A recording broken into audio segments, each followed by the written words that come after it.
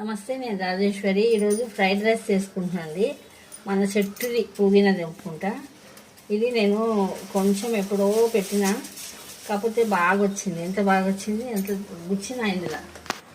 దీనికి మొన్న ఒక రోజు నీళ్ళు పోయాలి. నీళ్ళు పోయిపోతే ఎండిపోయింది. అయ్యో ఇది ఎండిపోయింది కదా అని బాధ అయింది. కానీ మళ్ళీ నీళ్ళు పోసిన కొంచెం సేపటికి మంచిగా అయింది, సరిపోతుంది. ఇట్లా మా ఇంట్లో వస్తే ఇట్లా గుచ్చేసుకుంటే ఇక్కడ మళ్ళీ ఏరుతోని మళ్ళీ కొత్తది ఒకటి స్టార్ట్ అవుతుంది. చాలు బగారానికి కొంచెం దొరుకుతుంది.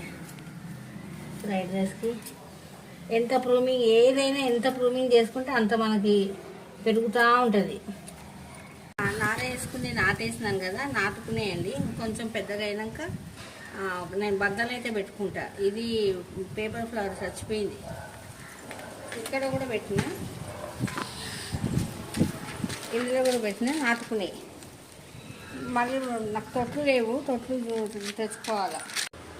ఈరోజు ఫ్రైడ్ రైస్ చామకూర పప్పు. నేను ఈ లేతే తీసేసుకుంటున్నా. మంచిగా ఉంటుంది, చాలా బాగా అవుతుందండి. టేస్ట్ మంచిగా ఉంటుంది. మనం శివరాత్రికే వండుకుంటారు, కానీ నేను ఈ చామకూరలు పెట్టుకున్నప్పటి నుంచి చేసుకుంటూనే ఉన్నా.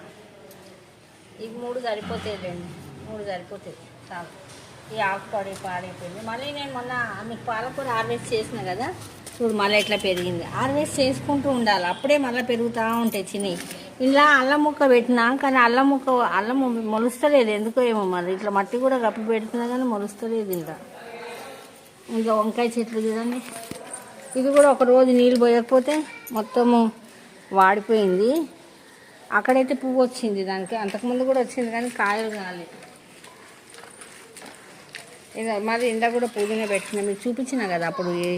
ఈ డబ్బా ఏం చేసిన అంటే అట్లా విడి కూడా ఉండడం ఎందుకు, ఇంట్లో ఉండి ఇప్పుడు ఖాళీ ఉంది. ఇంట్లో తోటకూర వేసుకుంటా, ఎర్ర తోటకూర. నాకు మంచిగా మళ్ళీ రావచ్చు, కరెక్ట్గా చేసుకొని సంచి చేసుకుంటా. అప్పటిదాకా ఇంట్లో ఉండని అని చెప్పి ఇంట్లో పెట్టేసిన. ఇవైతే పువ్వు అయింది. ఏ వంకాయ మనకు తెలియదు. ఇంకా దొండకాయ చెట్టు కూడా మంచిగా అయిందండి. ఇది నాటు దొండకాయ, లోకల్ దొండకాయ, మన మామూలు లోకల్. ఇది పెడదామని టెంక పెట్టుకుంటే కింద అయినాయి. దీనికి లోడ్ చేసి పెట్టాలి. మొలిసినాక మళ్ళీ మనం వేరే దగ్గర పెట్టుకోవచ్చు, మొలిసేదాకానే. నా వీడియో మీకు నచ్చితే లైక్ చేయండి, షేర్ చేయండి, సబ్స్క్రైబ్ కూడా చేసుకోండి. ఓం శ్రీ మాత్రే నమః. ఇది చూపిద్దామంటున్నా. తులసమ్మ చూడండి ఎంత బాగా అయింది.